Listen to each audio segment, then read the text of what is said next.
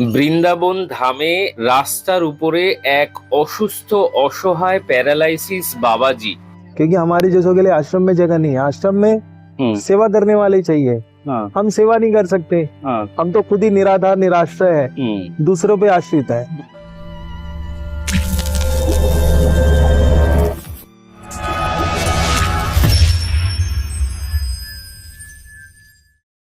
রাধে রাধে সকল ঈশ্বরপ্রেমী ঈশ্বর ভক্তজনদেরকে। তো আমাদের যে ব্রজমাতা সেবা ট্রাস্টের তরফ থেকে আজ আমরা যাব একজন বৃন্দাবন ধামের পরিক্রমা রাস্তাতে শুয়ে থাকা একজন বাবাজির কাছে, যার প্যারালাইসিস হয়েছে, যিনি উঠে বসারও ক্ষমতা নেই। তো তিনি খুব অসহায় এবং বৃন্দাবনের রাস্তায় তিনি থাকেন।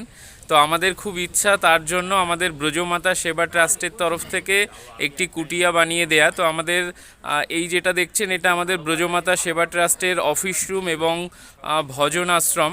এদিকে আমাদের মন্দির তৈরি হচ্ছে এবং এখানে ভজনের জন্য জায়গা তৈরি হচ্ছে। আর আমাদের যে ট্রাস্টিরা আছে, দুলাল প্রভু, ভবতোষ, তো আমরা সকলে মিলে চেষ্টা করছি যাতে এখানে ভজন হয় এবং আমরা যত অসহায় মানুষ, যাদের সত্যিই দেখার কেউ নেই, তাদের পাশে আসা, এবং যাদের থাকার জায়গাটুকু নেই, যেমন প্যারালাইসিস একজন বাবাজি সাধু মহাত্মা, তারও থাকার জায়গা নেই, রাস্তার পাশে শুয়ে থাকেন।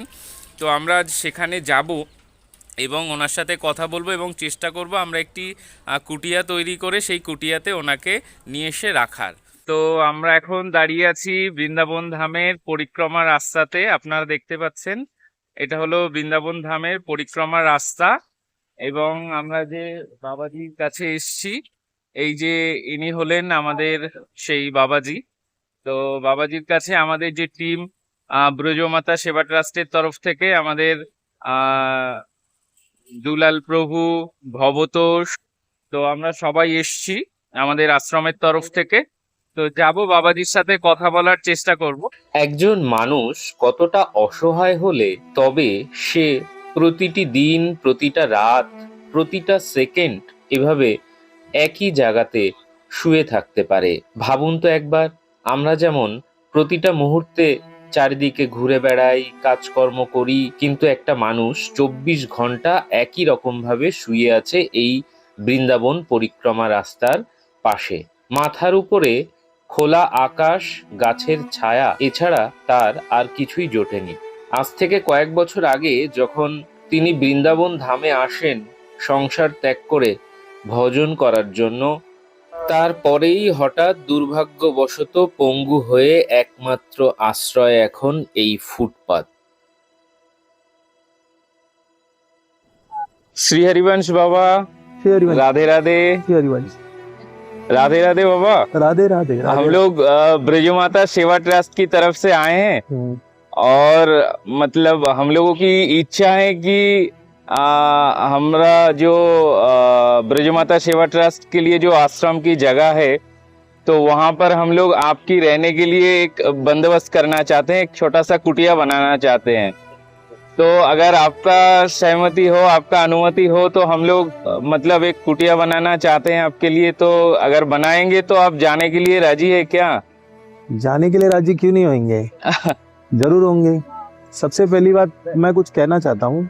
हाँ बताइए। हमारे जैसे जो संत महात्मा है, जो भी साधक ऐसे सड़क पे पड़े हुए हैं, जो परेशानी हालत में है, हाँ, उनके लिए आप ये पहल कर रहे हो। सबसे बड़ी बात तो ये है, क्योंकि हमारे जैसों के लिए आश्रम में जगह नहीं है। आश्रम में सेवा करने वाले चाहिए। हाँ। हम सेवा नहीं कर सकते। हाँ। हम तो खुद ही निराधार निराश्रय है, दूसरों पे आश्रित है। दूसरों पे तो ये श्री जी का राजमहल है, श्री जी के आंचल में हम पड़े हुए हैं। श्री जी की तरफ से तो सारी सेवा यहाँ पे मिलती है, किसी चीज की कोई कमी नहीं है।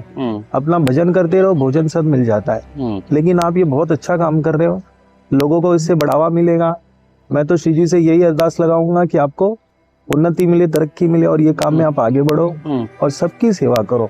सिर्फ मेरी नहीं, और भी मेरे जैसे और भी जिसको जरूरतमंद हो, सभी के पास आप पहुंचो, उनकी सेवा करो और आपको पूरा सहयोग सबके तरफ से मिले।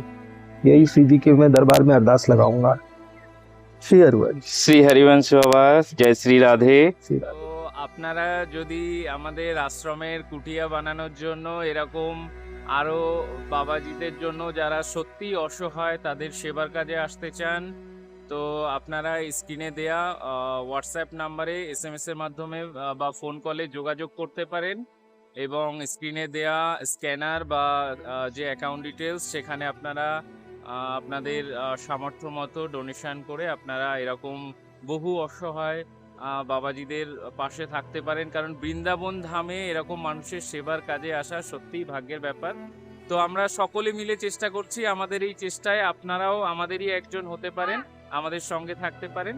তো ভালো থাকুন সকলে, ঈশ্বরের কৃপাদৃষ্টি আপনাদের সকলের উপর বর্তমান থাকুক। আজ এখানেই শেষ করছি, দেখা হচ্ছে পরবর্তী ভিডিওতে। সকলে মিলে বলুন জয় জয় শ্রী রাধে।